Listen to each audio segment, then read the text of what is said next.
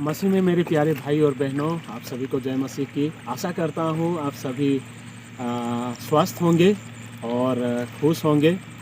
भजन संहिता 119 उसका 18 और 19 आयत में भजनकार ऐसा कहता है, हे परमेश्वर मेरे आँखों को खोल ताकि तेरी व्यवस्था में लिखी हुई उस अद्भुत बात को मैं देख सकूं।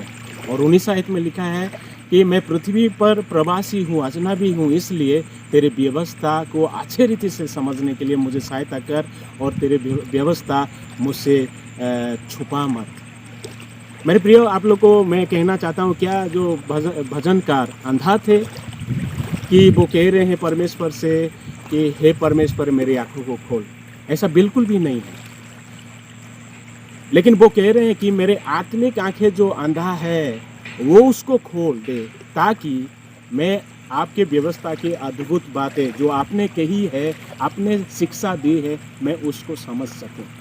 और वो अच्छे रीति से जानते हैं मैं इस धरती पे बिल्कुल अजनबी और प्रवासी हूँ, सिर्फ कुछ समय तक इस संसार में हूँ। इसलिए जितना भी हो सके खुदा, मैं तेरे कलाम से, तेरे व्यवस्था से मैं सीख सकूं, यही वो प्रार्थना कर रहे हैं।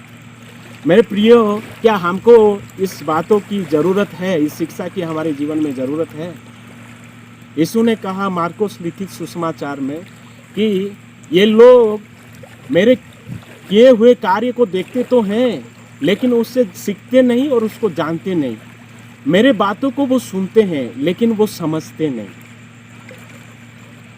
द्वितीय करंथियों में लिखा है कि इस संसार की जो ईश्वर है, बहुत सारे गैर विश्वासियों के आंखों को अंधी करके रखा है और वो अंधविश्वास में विश्वास करते हैं, लेकिन सच्चाई में विश्वास नहीं करते हैं, सच्चा परमेश्वर को विश्वास नहीं करते हैं। परमेश्वर कार्य उनके सामने बहुत ही साफ है, वो साफ सुथरी तौर पे देखते हैं।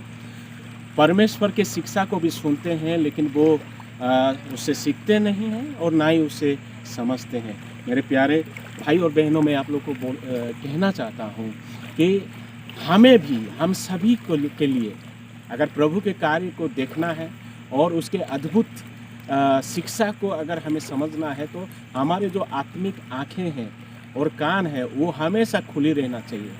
और इसलिए हमें प्रभु से भी दुआ करना कि प्रभु हमारे आत्मिक आँखों को खोल दे, हमारे आत्मिक कानों को खोल दे, ताकि आपके वचन से हम उस अद्भुत चीज़ों को हम सीखें जो आपने बताया है।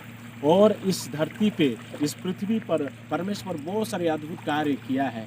वो कोई किसी और ने नहीं किया, लेकिन सिर्फ वो खुदा जिसका नाम यीशु मसीह है वही सब कुछ किया है। अगर ये सब को अगर हम देखते हैं तो उससे भी पता चलता है कि जो परमेश्वर ये सब कुछ बनाया है वो कितना अद्भुत है, कितना महान परमेश्वर है।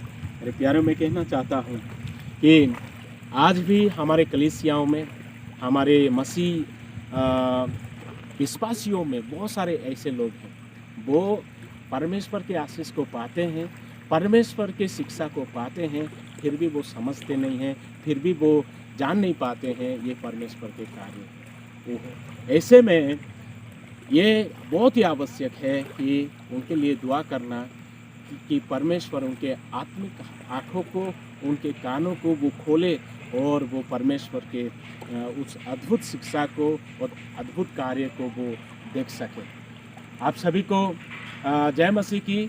प्रभु आप सभी को बहुत ऐसे आशीष करे। अगर आपका कोई भी प्रार्थना निवेदन है तो आप कृपया कमेंट बॉक्स में डालें, ताकि सारी कलीसिया मिलकर आपके लिए हम दुआ करेंगे। सभी को जय मसीह की।